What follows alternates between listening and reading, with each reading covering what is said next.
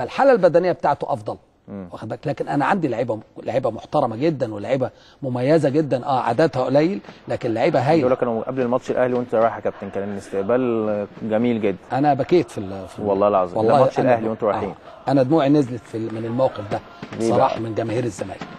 يعني لقيت حاجه جميله جدا، حاجه مشجعه جدا، حاجه يعني انا اتمنيت في ساعتها ان انا اكسب عشان اقدم للناس دي اللي جت عملت معانا كده حاجه كويسه. لكن انا عايز اقول لك بخصوص الماتش ده حازم، الماتش ده اللي هو 4-2 انت الشوط الاول مش كويس، الاهلي افضل. الشوط الثاني انت افضل بمراحل، بس ما بتجيبش. انت جالك 8-9 فرص، جبت منهم 2، الاهلي جاله 5-6 فرص جاب منهم 4. وده التوفيق وعدم التوفيق زي امبارح كده. برضه المنافس فريق كويس كان ممكن يسجل لكن غير موفق. انا جالي 4-5 فرص او 6 فرص سجلت منهم 4. ده التوفيق وعدم التوفيق، وضروري نعترف بده.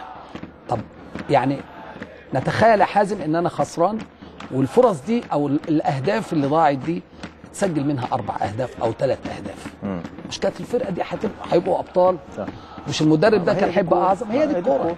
ايوه، لكن هناك فردة وش رجل واحد بالظبط بتغير مجالس. احنا ضيعنا اهداف محققه واخد بالك. لو جه منها 2 أو 3 واخد بالك كان زماننا بقينا ابطال واللعيبه دي اتشلت على الاعناق، واخد بال حضرتك. لكن انا ضد ظلم اللعيبه دي.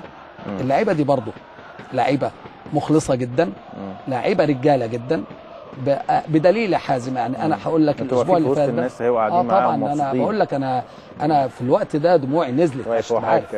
طبعا والله يعني انا يعني ما كنتش متخيل هذا المنظر بصراحه يعني من الجماهير دي. والله حاجه يعني هزتني داخليا بشكل غير عادي.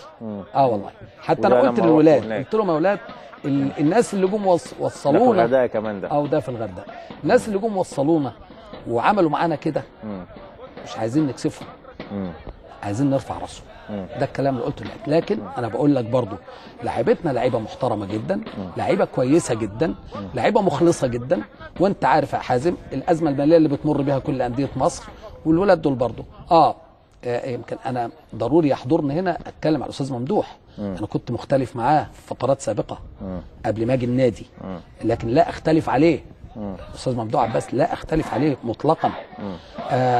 برضو الراجل بيدفع كتير وبيدي كتير، بس الناس مش حاسه كده. ايوه الناس مش حاسه لان ما بيجيبش لعيبه. لان هقول لحضرتك على حاجه، ما هو اصل الازمه الماليه ديت يعني نادي الزمالك محتاج 120 130 مليون جنيه. في واحد مدرب تاني هيقول لك وانا مالي، هو هيجي يعني يخلص عليا، انا عايز يجيب لي وانا مقصيت يعني. مش انا التوقيت اللي انا جيت فيه حازم يعني قصدي واحد تاني غير حضرتك كان هيبيعه على الاقل في التلفزيون وفي الجرايد. لا يعني هبيع الناس يا جماعه انا جاي الناس دي ما عملتليش حاجه وانا ما اقدرش اكسب حاجه.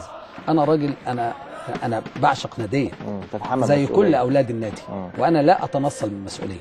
يمكن انا فكرت في وقت من الاوقات ان انا امشي، لكن فكرت في حاجه تانية. الجماهير دي هتقول عليا ايه؟ موقفي من الناس ايه؟ موقفي من الناديه ايه؟ انا شكلي قدام نفسي ايه؟ لا ده انا استحمل، واللي يجرى لي اللي يجرى لي استحمل عشان النادي بتاعي، واخد بالك. وانت عارف كويس قوي ان انا بشتغل من غير عقد. لسه هقول والله. ودي ده شيء يعني غير احترافي بالمره. عايز اقول حاجه كمان يا كابتن عشان نديك حقك. يعني في الجلسه الاخيره كلمنا كابتن حلمي على العقد في التليفون وقال انا مش مهم، خلوا الناس، انا حاطط اسامي كل الجهاز اللي معايا وانا خليني للاخر مش مشكله. وفعلا ده اللي حصل. ولغايه دلوقتي كابتن حلمي لسه يعني الناس موافقه على العقد طبعا والاعتماد، ولكن لسه ما اتفقناش على الارقام ولا كتب عقد، ولكن كتب لكل الجهاز الفني. وده اللي كان كابتن حلمي بالنسبه له الاهم، هم الجهاز الفني وليس حلمي طولان. ودي حاجه